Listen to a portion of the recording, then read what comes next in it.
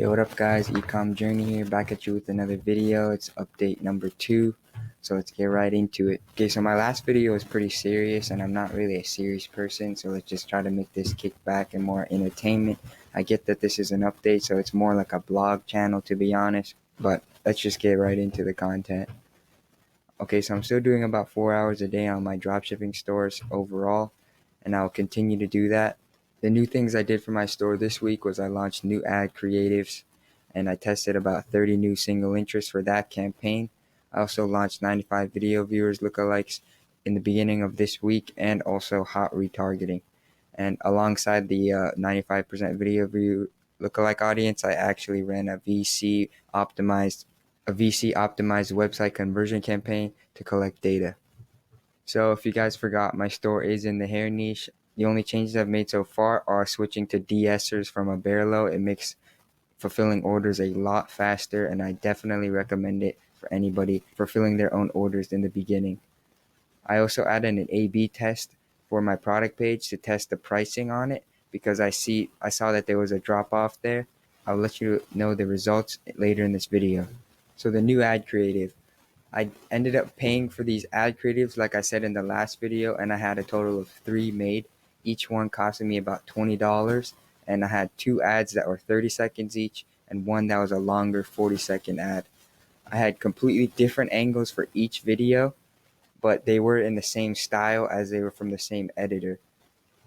Each video had the same thumbnail, same ad copy, and same offer button when I tested them in my creative campaign. From the last creative, I did change the thumbnail and testimonial as an ad copy instead of just the basic features. So here's my creative campaign structure. For the people that didn't watch my last video, you can go over it and pause the video if you want to know more. So single interest campaign. I basically copied the best performing ad interest into a new campaign, which was about 5 interests, into a new campaign to test my new creative with. So I tested alongside those, I tested 15 other interests over the course of 2 weeks. And after about a week, I duplicated each winning creative from the first trial into all ad sets to compare with the new creative. I knew that my first creative wasn't bad, so I decided to try to test it alongside the new one I had made just to compare how many purchases I got to the other. Also with that, I started narrowing down my audiences after about 10 to 15 sales with my new age group that I found was purchasing all the orders, or was the majority of the view contents, add to carts, and purchases, etc. And I did find that people over the age of 35 were mainly viewing my product and purchasing. So if you guys don't know, this is my data collection campaign. It is the same as in my first video, and it's just for people who didn't see that video to just see. You can pause and look at my single interest campaign data collection strategy. So lookalikes and retargeting. I launched 95% video viewers after the one best creative I had about 1,800 views, so about 2,000. And that was optimized for 7 days, so 95 video percent. So it was a 95% video views lookalike audience, custom audience for 7 days. I let it run for 2 to 3 days to optimize it at a $35 per day budget, and I ended up getting 1 sale before I hit the 2 times break even cost per purchase limit that I had for it, so I kept it running. In that 95% videos lookalike audience campaign, I have 5 ad sets at 1%, 1 to 2%, 2 to 3%, 3 to 4%, and 4 to 5% with broad targeting, auto placements, and 1-day click. And I launched hot retargeting at about 1,000 website visitors, and that's also a 7-day in the custom audience. That budget was $10 a day, and it excluded add to cart 7 days and purchase 30 days. And it also excluded the custom audiences of my add to cart 7 days and purchase set 30 days. I also left all the rest of the ad sets blank, auto placements, and I tested 4 different image ads in one ad set. So there was only one ad set at $10 a day, and in that ad set there was 4 different image ads with a discount in each and the same ad copy. Alright guys, so I'm going to take you into my ads manager now. So overall, looking at these campaigns, here's my new creative sandbox. We can go into that. So when I got the new ad made, I did a test run of the 3 ads, and I put my winning ad from the last campaign as a control. So yeah, overall you can see that these CTRs are much higher, the average watch times are much higher, and there was a definite increase in the performance of these creatives. I ended up going with ad 3 as the winner though, because it had the most add to carts, but I would have went with ad 1 and 2, and that made me start thinking that I would want to start doing initial data collection with all the ads that I got made instead of doing a creative test, just so I could see which one works best for purchase and not only just view content like I'm doing in this creative test campaign. So yeah, the reason I went with it was because it had the lowest amount spent, had the second to lowest cost per unique content view, and a cheaper cost per unique link click. It also had the most add to carts and had a pretty decent average watch time and the rest of the stats. So now getting into my single interest campaign, we have about 20 ad sets in this campaign.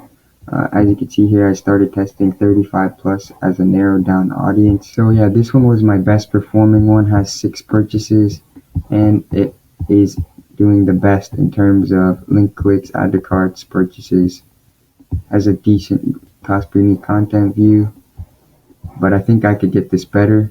Maybe if I tested the other creatives, I would have gotten a better CTR. So yeah, overall, a lot of these ads I ended up turning off after a while because they spent a lot over break even, and I let them run for over 3 days or 2 to 3 days before I turned them off again.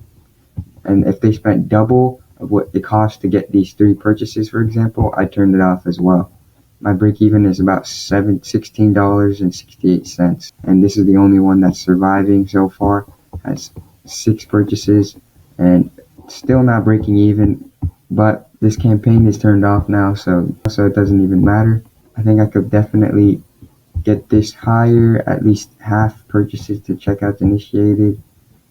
But these look like good numbers overall, like at least half of them are going into checkout initiated. As a whole though, it wasn't doing as well. So here we can see the creative breakdown, and overall you can see that the ad I did get made was doing pretty well. But once I implemented the ad that I had tested from the first campaign, which was the one I created, it actually, you could see, did a lot better, which is interesting. I ended up actually getting 10 sales with it and 12 sales with the other one.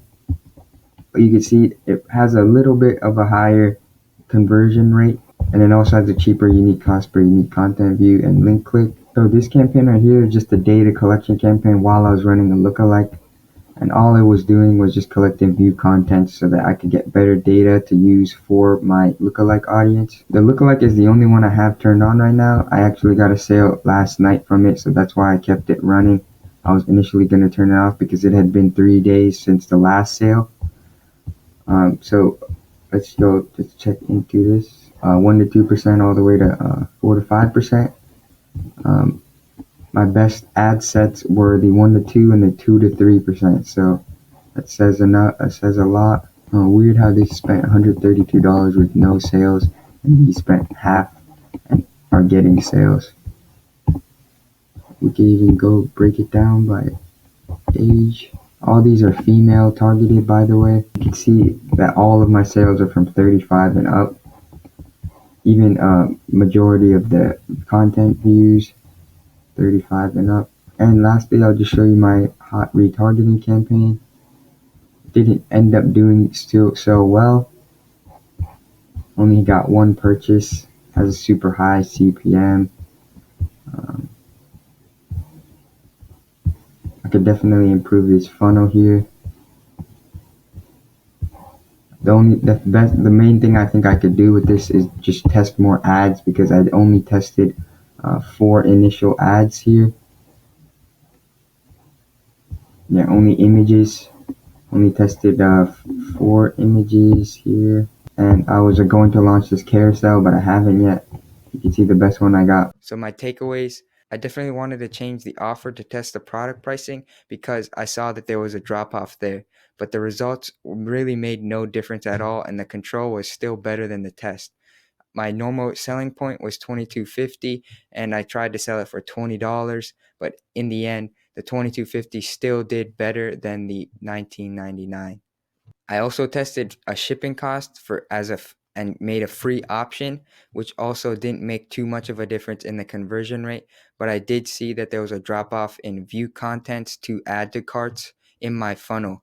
I want to see at least 10% of the people who are viewing content to add to cart, but the price didn't really affect that data too much, and it actually didn't really affect my funnel. So maybe I should even test a lower price point to get people to actually add to cart and check out.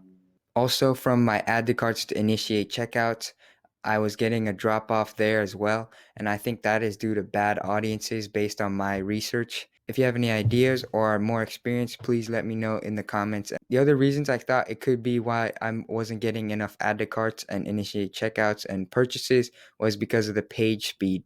My page speed is pretty slow, and I've tried to optimize it as much as possible, but I should probably do a little more things to try to speed up my page. So my current analytics for this store, these are all the costs from the last 2 weeks from the last video I made updating the store. My Facebook ads costed me about $1,500. My cost of goods sold was almost $190, and the store is still at zero because it's only been 2 weeks, and the next charge will be at the end of the month.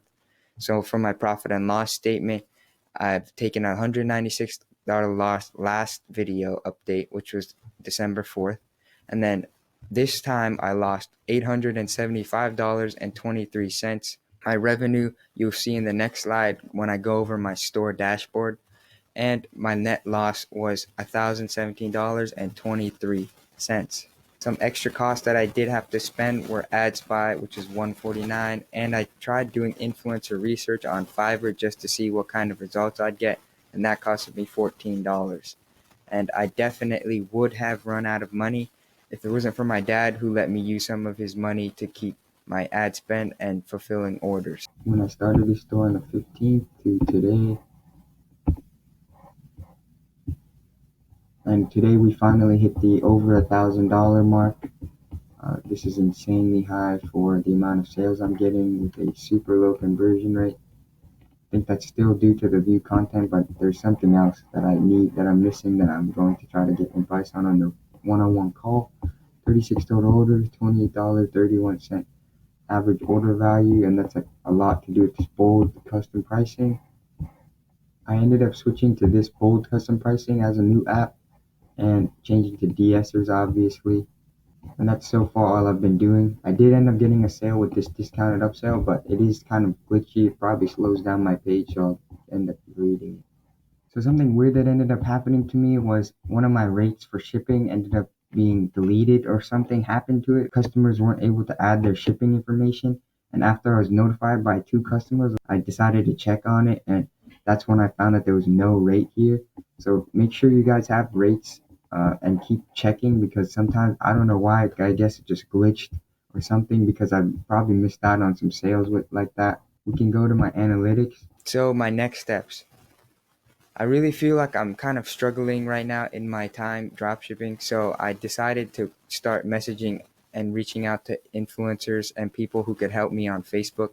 On Facebook, I didn't really seem to get many people responding to me, so I decided to just go with the Instagram dropshipping gurus and whatever to try to get their advice. So I would DM Instagram influencers that look authentic and trustworthy, and asked, if they could give me some feedback on my store, like why my conversion rate was so low. Just kept asking questions, and even with that, a few of them even could find why my store wasn't doing well, and they kind of just said that they didn't had experience in that niche, so I was kind of on my own.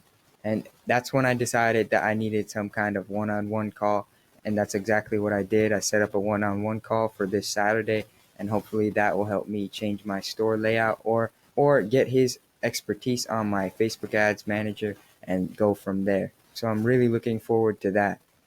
Other things that I might try are testing new audiences, testing new creatives, and testing new interests for my ads. That's the only things I can think of. I think the biggest one being interests, but the second biggest also being creatives. With that being said, if I were to test more audiences, I would test lookalike campaigns of website visitors and video views at different percentages of like 75% video viewers, website visitors in 30 days, just more, just add to carts purchases once I got enough data. And also I would launch warm retargeting because I still haven't done that yet. So some other ecom related updates. Because I've been struggling with dropshipping, I kind of wanted to try to get some more help. So I started working with an ad agency on another store I had. I reopened that store and I'm paying $700 a month and $300 of ad spend a month for this agency to run ads for me. I don't know how this will go. I'm just kind of testing it. I'm super skeptical about it because so far what I've seen them do so far is really not promising at all. So it might have been a big mistake for me to actually do this, but I'll update you on the next video for how it was. And if it doesn't go well, I'll definitely stop doing it this month. Basically what they do is they manage the ads, make creatives, do the setup, and send me a product description to use on my product page. And I manage the store, so I fulfill the orders and all the rest of the stuff, which isn't really any work. I also got into a social media marketing agency program, and this was really kind of an impulse buy.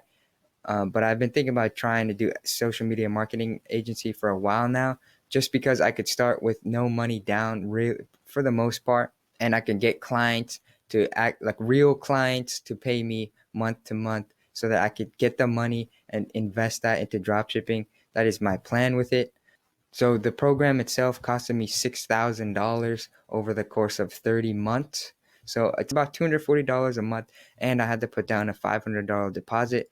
So maybe not the best financial decision, but I'm going to keep working hard on it every single day. I've been putting 2 hours a day into it. So I know I could get some really good results if I keep working on it. And I feel like I could have gotten a lot of the information they had in this course for free, but it would have taken a lot longer to find it and sort through.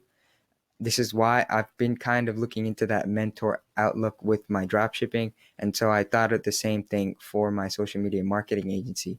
And the main plus with this course is that I get to have access to a really small Facebook group. There's only about 200 people in there right now. They have live calls every week, which is really helpful, and a lot of support in general. So I feel like that will be a huge reason why I could be successful with it. And so far, I've only been in the program for about 2 weeks, and I've already built the agency website, done all the setup. I've been learning a lot and and I just got an email list made to start cold outreach for trying to land new clients.